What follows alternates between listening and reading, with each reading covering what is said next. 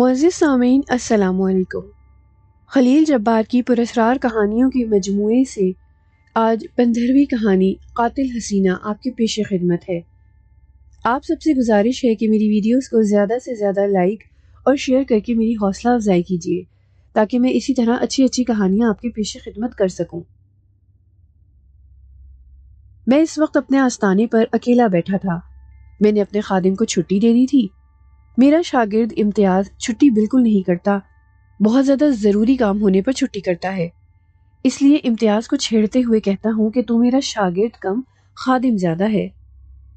میرے پاس بے شمار لوگ اپنے بچوں کو لاتے ہیں کہ میں انہیں بھی شاگردی میں لے لوں، مگر میں اس طرح بہانے سے ٹال دیتا ہوں کہ انہیں برا نہ لگے۔ میرا کام ہی ایسا ہے، ہر وقت جناب کی طرف سے حملے کا خطرہ رہتا ہے۔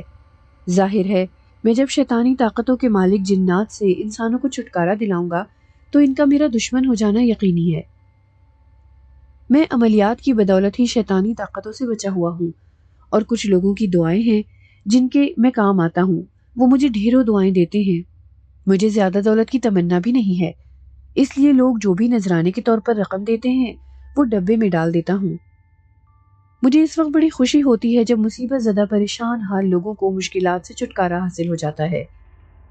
میں نے امتیاز کو بھی بہت سوچ سمجھ کر اپنا شاگرد بنا لیا ہے۔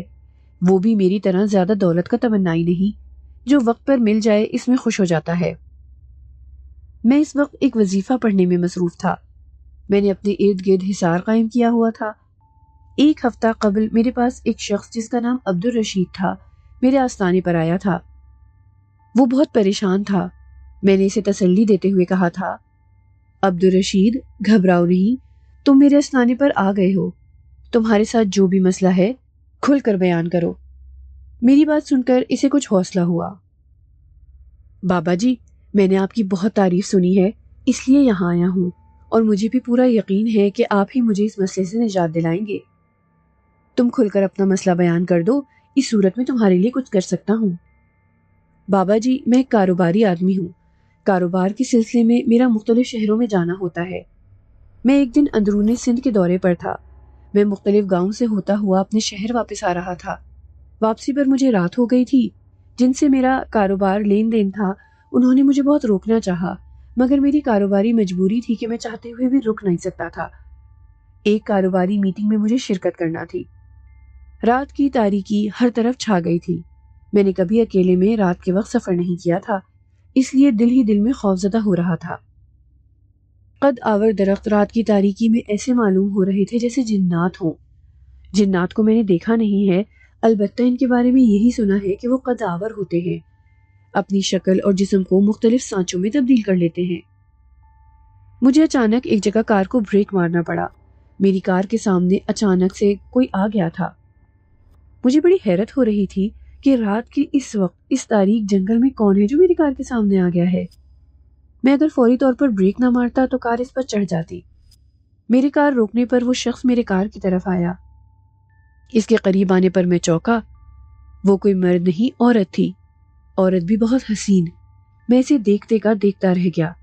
اتنی حسین عورت میں نے اپنی زندگی میں نہیں دیکھی تھی۔ کیا شہر جا رہے ہو؟ وہ ایک خاص ادا سے بولی۔ ہاں، میں نے بمشکل کہا۔ وہ تیزی سے مجھ سے پوچھے بغیر کار کا دروازہ کھول کر اندر بیٹھ گئی۔ مجھے اچھی طرح سے یاد ہے کہ میں نے کار کا دروازہ اندر سے لاک کیا تھا، پھر وہ کیسے لاک نہیں ہوا۔ وہ میری طرف بہت ہی پیار سے دیکھ رہی تھی۔ میں نے اس سے کچھ بھی نہیں پوچھا اور گاڑی کو ریس دے دی۔ کیا بات ہے، تم اتنے گھبرائے ہوئے کیوں ہو؟ اس نے پوچھا۔ نہیں، ایسی کوئی بات نہیں۔ میں نے اپنے خوف پر قابو پانے کی کوشش کی۔ رات میں اکیلے میں گاڑی چلاتے ہوئے خوف آ جانا فطری بات ہے، لیکن اب ہم 2 ہو گئے ہیں۔ جب انسان 2 ہو جائیں پھر خوف کسی حد تک کم ہو جاتا ہے۔ ہاں، یہ بات بالکل درست ہے۔ میں زبردستی مسکرایا۔ مجھے دیکھو، میں عورت ہو کر اس وحشت زدہ جنگل سے نہیں گھبرا رہی ہوں۔ وہ بولی، تم یہاں رات میں کیا کر رہی ہو؟ میں نے اپنا خوف کم ہو جانے پر اس سے سوال کیا۔ ہاں، میں تمہیں ضرور بتاؤں گی کہ میں اس وقت جنگل میں کیا کر رہی ہوں۔ میں اپنے گاؤں سے بس میں آ رہی تھی کہ بس کا ٹائر خراب ہو گیا۔ دوسرے مسافروں کی طرح میں بھی بس سے نیچے اتر گئی۔ شام کے وقت یہ علاقہ بہت خوبصورت اور رومان پرور لگ رہا تھا۔ میں ایسے ہی علاقے کو دیکھتے ہوئے بہت دور نکل گئی ہوں۔ ہوش اس وقت آیا جب بس کا زور زور سے ہارن بجا۔ میں بہت دور نکل گئی تھی، اس لیے میرا بس تک پہنچنا ممکن نہ تھا۔ پھر بھی میں تیز تیز دوڑتی ہوئی بس کی طرف بھاگی۔ ہارن بجتا رہا اور میں بس کی طرف دوڑتی رہی۔ پھر ہارن بجنا بند ہو گیا، شاید بس جلدی تھی۔ میں جیسے تیسے دوڑتی ہوئی اس مقام تک پہنچ گئی جہاں بس کھڑی تھی، مگر اب بس کا دور دور تک نام و نشان نہ تھا۔ میں کچھ دیر پریشان رہی، پھر میں نے سوچا کہ پریشان ہونے سے مسئلہ حل نہیں ہوگا، مجھے کسی دوسری بس کا انتظار کرنا چاہیے۔ رات ہو گئی، کوئی بس نہیں آئی، حتیٰ کہ کوئی کار تک نہیں آئی۔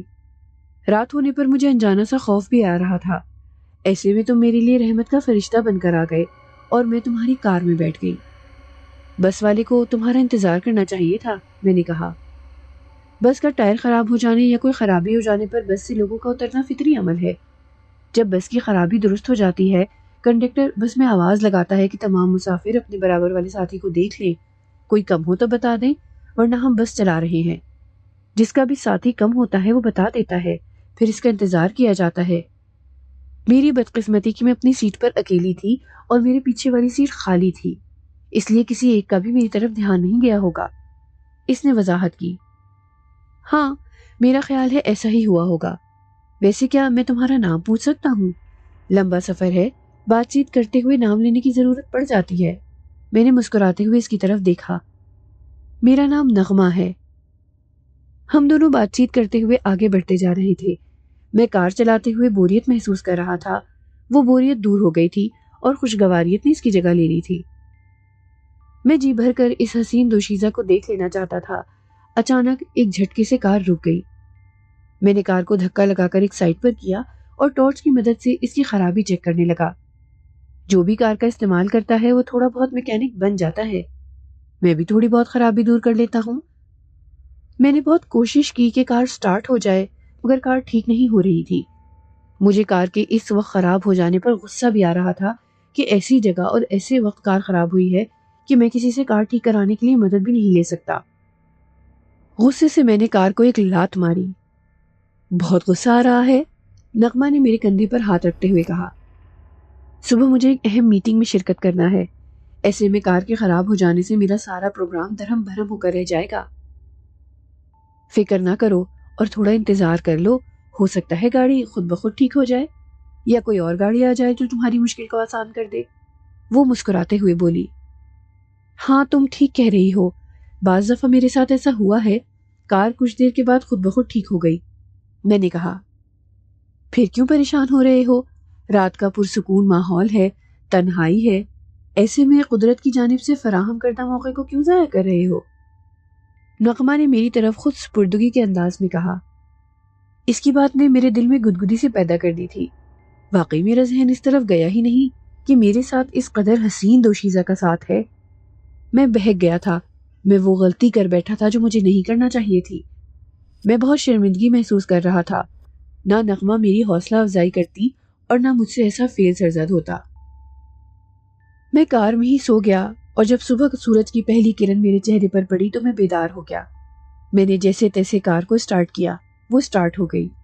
میں نے کار سٹارٹ ہو جانے پر خوش ہوتے ہوئے جب نغمہ کی طرف دیکھا، وہ کار میں نہیں تھی۔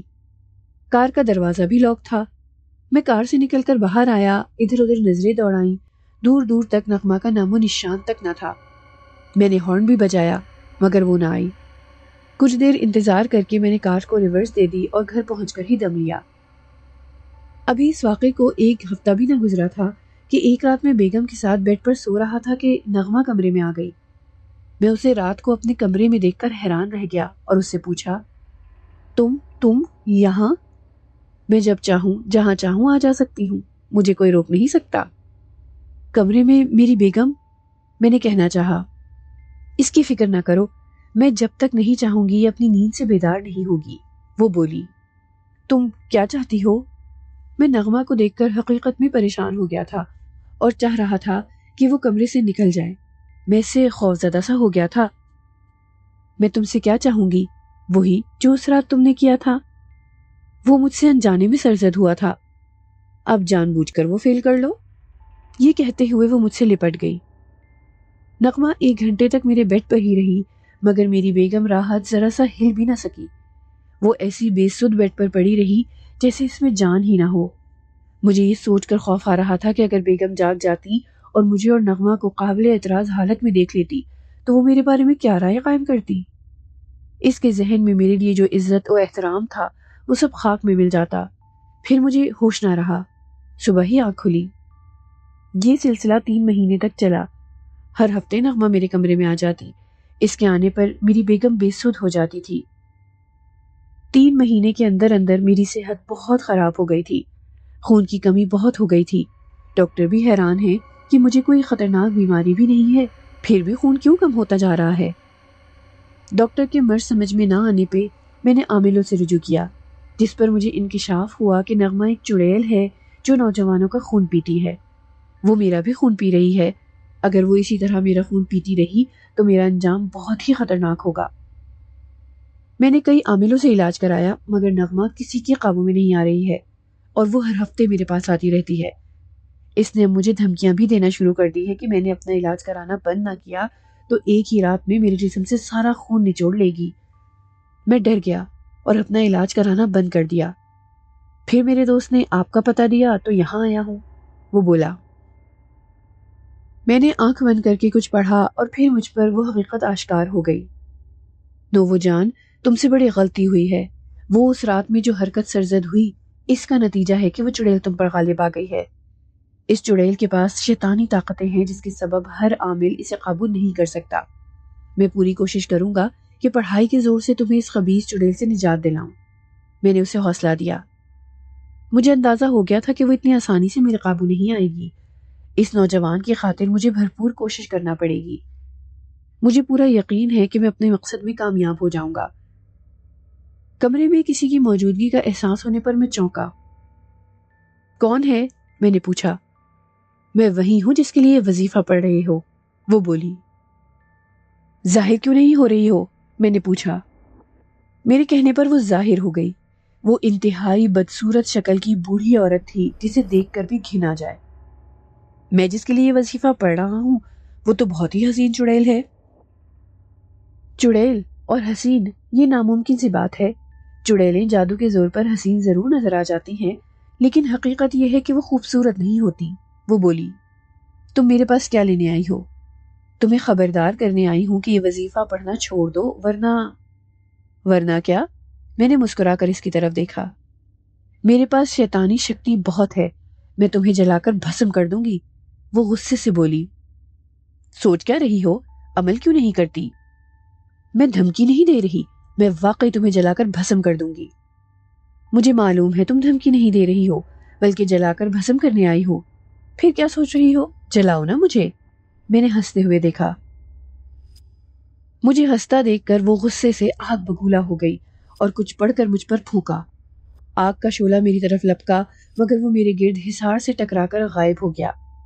چڑیل نے مجھ پر کئی وار کیے مگر وہ ناکام رہی۔ وہ غصے سے جھلاتے ہوئے بولی، اس وقت تم اپنے گرد حصار قائم کیا ہوا ہے، اس لیے میں تمہیں نقصان پہنچانے سے قاصر ہوں۔ جس وقت بھی تم حصار سے نکلو گے میں تم پر حملہ کر دوں گی۔ تم میرا بال بھی بیکا نہیں کر سکتی کیونکہ میں ہر وقت باوضو رہتا ہوں۔ جو لوگ باوضو رہتے ہیں ان پر کالا جادو اثر نہیں کرتا بلکہ کالا جادو کرنے والا خود ہی کالے علم سے ہلاک ہو جاتا ہے۔ میری بات پر اس نے غصے سے زمین پر پیر پٹکا اور غائب ہو گئی۔ اس کے غائب ہو جانے پر میں پھر وظیفہ پڑھنے میں مشغول ہو گیا۔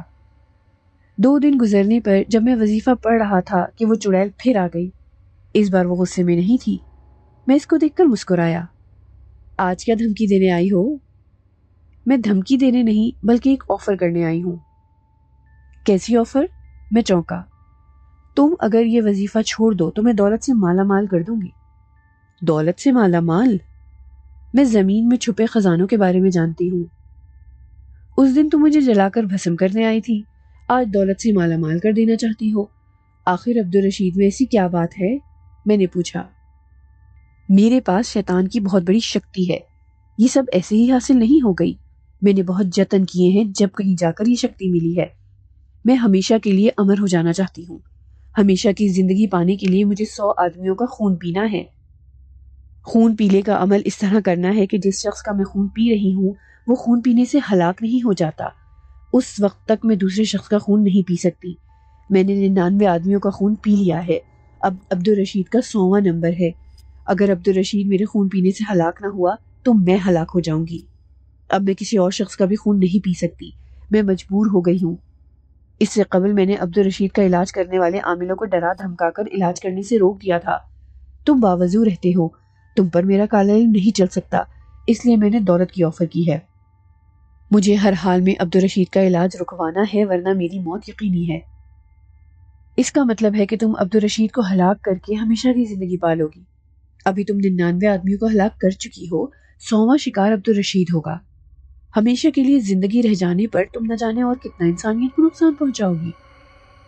میں کیا کرتی ہوں کیا نہیں، تم اس چکر میں پڑنے کی بجائے میری بات مان لو اور میں تمہیں منہ مانگی دولت دوں گی، وہ بولی۔ میں ایسا نہیں کر سکتا، میں انسانیت کو فائدہ پہنچانے کے لیے کام کرتا ہوں۔ پھر تم نے یہ کیسے اندازہ لگا لیا کہ دولت کی خاطر میں تمہاری بات مان لوں گا؟